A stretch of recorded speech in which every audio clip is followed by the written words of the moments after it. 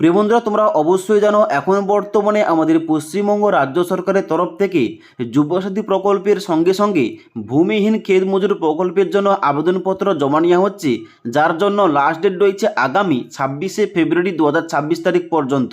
এবার আজকের এই ভিডিওটির মাধ্যমে তোমাদের দেখিয়ে দিচ্ছি তোমরা কিভাবে এই ভূমিহীন ক্ষেত মজুর প্রকল্পের জন্য আবেদনপত্রটা ফিল আপ করবে। কারণ এর জন্য কিন্তু অনলাইন আবেদন করা যাবে না, তোমাদের আবেদনপত্র ক্যাম্প অফিসে গিয়ে জমা করতে হবে। ওকে, তার জন্য তোমাদের স্টেপ বাই স্টেপ সঠিকভাবে দেখিয়ে দিচ্ছি কীভাবে তোমরা সম্পূর্ণ ফর্মটা ফিল আপ করবে। এবং সব থেকে যেটা গুরুত্বপূর্ণ পয়েন্ট, এই ভূমিহীন ক্ষেত মজুর প্রকল্পের জন্য তোমরা কারা কারা আবেদন করতে পারবে।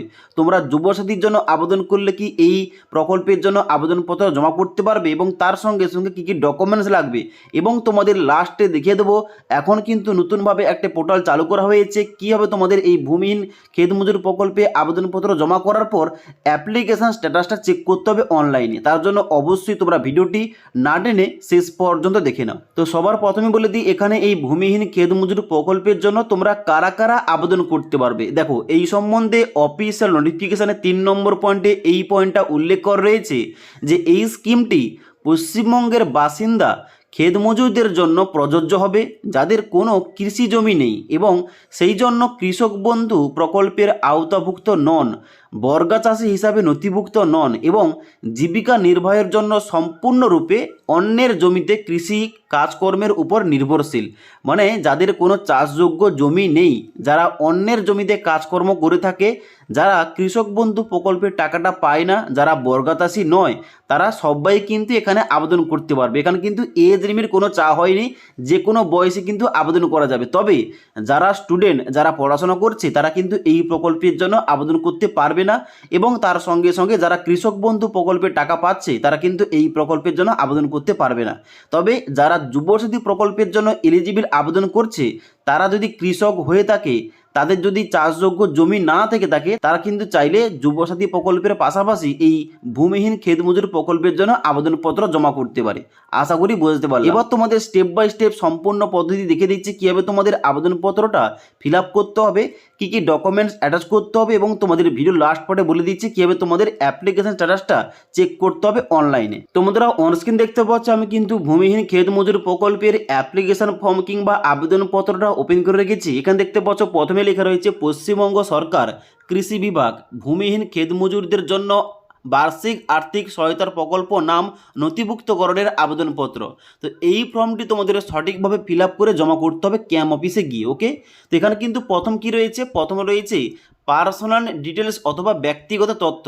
এখানটায় কি লিখতে হবে, এখানে কিন্তু ডান দিকে তোমরা যারা ইংরেজিতে ফর্মটা ফিল আপ করবে, তোমাদের কিন্তু ডান দিকে এখানে ক্যাপিটাল লেটার অর্থাৎ তোমাদের কিন্তু বড় হাতের অক্ষরে এখানে তোমাদের পুরো নামটা বসাতে হবে। ওকে, এবার এখানে তোমাদের একটা গুরুত্বপূর্ণ কথা বলে দিই, এখানে কিন্তু তোমাদের অবশ্যই যে আবেদন করছে, যে আবেদনকারী, তার একটা পাসপোর্ট সাইজের রঙিন ফটো এই তোমাদের যে ডান দিকে নামের ডান দিকে একটা জায়গা দেওয়া রয়েছে, এই জায়গায় কিন্তু তার একটা ফটো মারাতে হবে। ওকে, এবার তোমরা কি করবে, নিচের দিকে আসবে, এখানে তোমাদের দিতে হবে রেসিডেন্সিয়াল অ্যাড্রেস, মানে বাসস্থানের ঠিকানা, যেখানে গ্রামের নিচে এই যে ঘরটা দেওয়া রয়েছে এখানে গ্রামের নাম, গ্রাম পঞ্চায়েতের নিচে এই ঘরটায় তোমাদের গ্রাম পঞ্চায়েতের নাম, পোস্ট অফিসের নিচে এই ঘরটায় পোস্ট অফিসের নাম লিখবে, তারপরে ব্লকের নিচে ব্লকের নাম, তারপরে পুলিশ স্টেশনের নিচে এখানে পুলিশ স্টেশন কিংবা থানার নাম, তারপর ডিস্ট্রিক্ট কিংবা জেলার নামটা এই ঘরটা লিখতে হবে এবং পিনকোডটা ডান দিকের ঘর লিখতে হবে। ওকে, তো এগুলো তোমরা কিন্তু তোমাদের আধার কার্ড ভোটার কার্ড অনুযায়ী তুমি যে এলাকায় বসবাস করো তোমাদের কিন্তু এখানে তোমাদের ঠিকানাগুলো সঠিকভাবে বসাতে হবে। ওকে, এবার নিচে দিকে আসবে, বলা হচ্ছে এখানে পিতা অথবা স্বামীর নাম। এখানটায় কি লিখবে, এখানে যারা তোমরা ছেলেরা এবং অবিবাহিত মহিলারা আবেদন করছো, তোমাদের ডান দিকে এখানে পিতার নাম অর্থাৎ তোমাদের কিন্তু বাবার নামটা মানে পুরো নাম বসাবে, নাম সহ পদবী। ওকে, আর যারা তোমরা বিবাহিত মহিলা আবেদন করছো, তোমাদের স্বামীর নামটা এই ঘরটায় বসাতে হবে। ওকে, এবার নিচে বলা হচ্ছে কি, নিচে বলা হচ্ছে এখানে ডেট অফ বার্থ। এখানে কিন্তু তোমাদের ডান দিকের ঘরে এই যে ডিডি দেওয়া রয়েছে, এই দুটো ঘরে তোমাদের দিন বসাতে হবে, এবং তারপরে যে দেওয়া রয়েছে এখানে কিন্তু এই দুটো ঘরে তোমাদের মাস বসাতে হবে, এবং তারপরে কিন্তু এখানে তোমাদের যে ওয়াই দেওয়া রয়েছে এখানে কিন্তু তোমাদের 4টি করে জন্ম সালটা বসাতে হবে। ওকে, এবার এখানে কিন্তু তোমাদের ডান দিকে কি বলা হচ্ছে, ডান দিকে বলা হচ্ছে এজ অন 1/4/2026 তারিখ, মানে 1/4/2026 তারিখ অনুযায়ী তোমার বয়সটা কত, এখানে কিন্তু তোমাদের ডান দিকের ঘরে বসাতে হবে। তোমার যদি বয়সটা এখানে 30 বছর হয়ে থাকে, তাহলে কিন্তু এখানে প্রথম ঘরটায় 3 লিখবে এবং তারপরে ঘরটায় 0 লিখবে। এইভাবে কিন্তু তোমাদের বয়সটা বসাতে হবে। ওকে, এবার নিচের দিকে আসবে, এখানে কিন্তু তোমাদের জেন্ডার রয়েছে, তোমরা মেল না ফিমেল অ্যাপ্লিকেশন করছো, এখানে তোমাদের টিক চিহ্ন করতে হবে। এবার যারা তোমরা ছেলেরা কিংবা তোমরা যারা পুরুষ আবেদন করছো, এখানে কিন্তু পুরুষের নিচে এই ঘরটায় টিক চিহ্ন এইভাবে বসাবে। ওকে, এবার ডান দিকে রয়েছে কাস্ট অথবা শ্রেণী, এখানে কিন্তু তোমাদের কাস্ট ক্যাটাগরি সিলেকশন করতে হবে। এখানে কিন্তু রয়েছে জেনারেল, এসসি, এসটি, ওবিসি। এবার তুমি যে কাস্ট ক্যাটাগরি থেকে আবেদন করছো তোমাদের ওইটাই টিক চিহ্ন করতে হবে। এবার আমি যেহেতু ওবিসি ক্যাটাগরি থেকে আবেদন করে দেখাচ্ছি, এখানে কিন্তু আমি ওবিসির নিচে এই ঘরটায় টিক চিহ্ন দিলাম। ওকে, এবার নিচের দিকে আসবে, বলা হচ্ছে কি mobile number link with bank account number.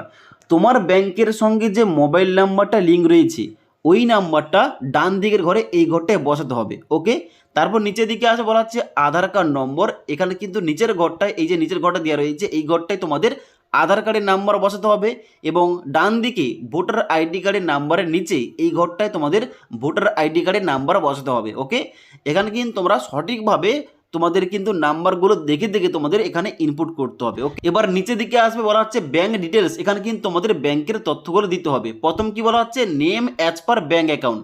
তোমাদের ব্যাংক অ্যাকাউন্ট অনুযায়ী তোমার নামটা কি, এখানে কিন্তু নামের ডান দিকে এই যে ঘরটা দিয়ে রয়েছে এই ঘরটায় লিখতে হবে নাম সহ পদবি। তারপরে অ্যাকাউন্ট নাম্বার নিচে এখানে তোমাদের যে ছক ছক দেওয়া রয়েছে এখানে তোমাদের ব্যাংক অ্যাকাউন্টের নাম্বার লিখতে হবে এবং ডান দিকে তোমাদের আইপিসি নম্বর, এখানে কিন্তু তোমাদের আইপিসি কোড নাম্বার দিতে হবে। ওকে, তারপর নিচে ব্যাংকের নামের জায়গায় এই ঘরটায় তোমাদের ব্যাংকের নাম দিতে হবে, মানে তোমার ব্যাংকের নাম কি এখানে কিন্তু লিখতে হবে। তারপরে ব্রাঞ্চ নেমের জায়গায় তোমার ব্যাংকের শাখা অফিস কোথায় রয়েছে এখানে কিন্তু এই ঘরটায় লিখতে হবে।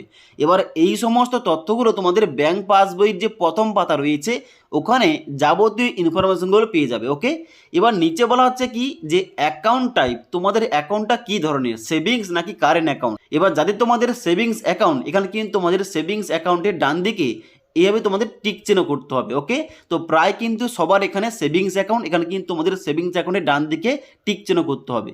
তারপর বলা হচ্ছে অ্যাটাচ ব্যাংক অ্যাকাউন্ট, এখানে কিন্তু বলা হচ্ছে উইথ ফটোগ্রাফ ব্যাংক পাসবুক, মানে যাদের ব্যাংক অ্যাকাউন্টের বইতে তাদের ছবিটা মানানো রয়েছে তাদের কিন্তু এখানে দেখতে পাচ্ছ ফটো সহ ব্যাংক পাসবই, এই ঘটে তারা টিক চিহ্ন দেবে। ওকে, তারপর নিচের দিকে আসবে, নিচের দিকে আসার পর এখানে দিতে হবে নমিনির তথ্যগুলো, যেখানে তুমি কাকে নমিনি রাখতে চাই তার কিন্তু তথ্যগুলো দিতে হবে। যেমন এখানে বলা হচ্ছে নেম অফ নমিনি, এখানে কিন্তু নমিনির নামটা এই ঘরটায় বসাতে হবে। তুমি কাকে নমিনি রাখতে চাও, তুমি চাইলে তোমার বাবাকে, মাকে কিংবা তোমার ভাই কিংবা যারা বিবাহিত তারা কিন্তু তার স্ত্রীকে এখানে নমিনি রাখতে পারে। ওকে, কিংবা যদি তার ছেলে হয়ে থাকে তার কিন্তু অবশ্যই তার ছেলে কিংবা মেয়েকে এখানে নমিনি হিসেবে রাখতে পারে। তো এখানে নমিনির নামটা লেখার পর নমিনি যাকে দিয়েছো তার সঙ্গে আবেদনকারী সম্পর্ক কি তার কিন্তু এখানে কিন্তু নিচে এই রিলেশনটা কিন্তু দিতে হবে। যেমন উদাহরণস্বরূপ বলে দিই, আমি হয়তো এখানে নমিনি রেখেছি আমার মাকে, তাহলে কিন্তু অবশ্যই এখানে রিলেশন উইথ অ্যাপ্লিক্যান্ট এখানে কিন্তু আমাকে মাদার লিখতে হবে। ওকে, আর যারা তোমরা হয়তো এখানে বিবাহিত মহিলা আবেদন করছো, তোমার হয়তো স্বামীকে নমিনি রাখতে চাও, তাহলে কিন্তু এখানে স্বামীর নামটা এই ঘরটায় লেখার পর নিচে রিলেশন উইথ অ্যাপ্লিকেন্টের জায়গায় এখানে হাজবেন্ড লিখতে হবে। এভাবে কিন্তু তোমাদের তথ্যগুলো বসাতে হবে। ডান দিকে বলা হচ্ছে নমিনি ফাদার অথবা হাজবেন্ড নেম, মানে তুমি যাকে নমিনি রেখেছো ওই নমিনির বাবার নাম অথবা সে যদি বিবাহিত হয়ে থাকে তার কিন্তু হাজবেন্ডের নামটা এই ঘরটায় লিখবে। ওকে, তারপরে হচ্ছে এখানে নমিনির ডেট অফ বার্থ, এখানে কিন্তু জন্ম তারিখ প্রথম ডিডি এখানে রয়েছে মানে দিন, তারপরে মাস এবং তারপর কিন্তু ইয়ারটা তোমাদের বসাতে হবে। ওকে, এবং নমিনির এখানে 1/4/2026 তারিখ অনুযায়ী তার বয়সটা কত এখানে কিন্তু ডান দিকের ঘরে লিখতে হবে।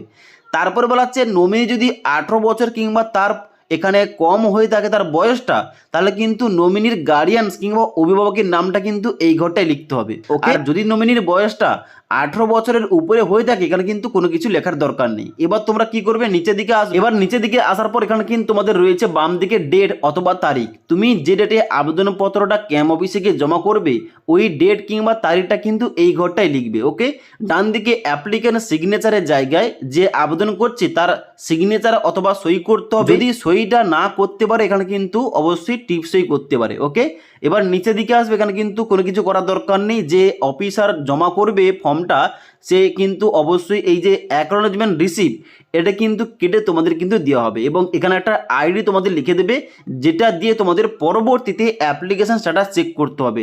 তবে এই ফর্মের সঙ্গে এখানে কিন্তু দুটি ফর্ম যুক্ত করা রয়েছে, যেমন সংযোজনী 1, এখানে তোমাদের এইটা ফিল আপ করে জমা করতে হবে। এখানে কিন্তু তোমাদের দেওয়া রয়েছে সেলফ ডিক্লারেশন ফর্ম। এখানে আমির পর যে আবেদনকারী আবেদন করছে তার কিন্তু নামটা এই ঘরটায় লিখবে এবং ডান দিকে এখানে পিতা স্বামীর আগে এখানে কিন্তু এই ঘরটায় পিতার নাম লিখতে হবে, যারা বিবাহিত মহিলা তারা কিন্তু স্বামীর নাম লিখবে।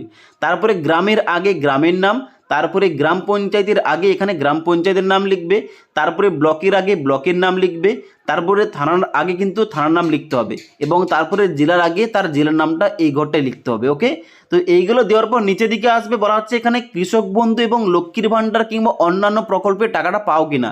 যদি অন্যান্য প্রকল্পের টাকাটা পেয়ে থাকো এখানে কিন্তু আবেদন করতে পারবে না, তার জন্য কিন্তু এখানে চেকমার্ক করার দরকার নেই। তোমরা নিচের দিকে আসবে, এখানে স্থানের জায়গায় তোমরা গ্রামের নাম অথবা পোস্ট অফিসের নাম লিখবে এবং নিচে তারিখটা দেবে এবং ডান দিকে আবেদনকারী স্বাক্ষর, মানে যে আবেদন করছে তার কিন্তু স্বাক্ষরটা এখানে এই ঘরটায় করতে হবে। এবার তোমাদের আবেদন ফর্মটা এবং তোমাদের ওই যে দেখালাম সেলফ ডিক্লারেশন ফর্মটা এবং তার সঙ্গে সঙ্গে এখানে তোমাদের সংযোজনী এ, অর্থাৎ এখানে আধারের তথ্য তোমাদের দিতে হবে, যেখানে আমির পর আবেদনকারীর নাম এবং তারপরে পিতার আগে এখানে কিন্তু পিতা অথবা স্বামীর নাম, তারপরে এখানে গ্রামের আগে গ্রামের নাম, গ্রাম পঞ্চায়েতের আগে এখানে গ্রাম পঞ্চায়েতের নাম বসাবে, ব্লকের আগে ব্লক অফিসের নাম এবং জেলার আগে তোমাদের জেলার নামটা দিতে হবে। ওকে, এইগুলো দেওয়ার পর নিচের দিকে আসবে, এখানে তোমাদের দিতে হবে আধার নম্বর, ডান দিকে আবেদনকারী আধার নম্বর, আধারের সঙ্গে যুক্ত মোবাইল নাম্বারটা এই ঘরটায় বসাবে এবং ভোটার আইডি কার্ডের নাম্বারটা এই ঘরটায় বসাবে। ওকে, এবার বাম দিকে স্থান এবং তারিখ দেওয়ার পর ডান দিকে তোমাদের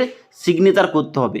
এবার তোমাদের বলে দিই, যারা তোমরা যে ব্যাঙ্ক অ্যাকাউন্টটা দিচ্ছ জমা করছো ওই ব্যাঙ্ক অ্যাকাউন্টের সঙ্গে কিন্তু অবশ্যই আধার লিঙ্ক এবং আধার ডিবিটি এবং এনপিসিআই লিঙ্ক থাকতে হবে, তবে কিন্তু এখানে তোমাদের সমস্ত সরকারি প্রকল্পের টাকাগুলো তোমাদের ব্যাঙ্ক অ্যাকাউন্টে ডাইরেক্ট আধার কার্ডে কিন্তু তোমাদের মাধ্যমে ব্যাঙ্ক অ্যাকাউন্টে আসবে। এবার তোমাদের আধার কার্ডের সঙ্গে কোনো ব্যাঙ্ক অ্যাকাউন্টের ডিবিটি লিঙ্ক আছে কিনা ওইটা কিভাবে চেক করবে এবং কোন ব্যাঙ্ক অ্যাকাউন্ট লিঙ্ক রয়েছে ওইটা কিভাবে চেক করবে, যদি লিঙ্ক না থাকে কিভাবে লিঙ্ক করতে হবে, এই টপিকে অলরেডি আমাদের চ্যানেলে ভিডিও দেওয়া রয়েছে, তোমরা না দেখে থাকলে নিচের লিঙ্ক থেকে দেখতে পারো। ওকে, তো এই তোমাদের যে 3টি ফর্ম দেখালাম এই 3টি ফর্ম তোমাদের কিন্তু ফিল আপ করতে হবে।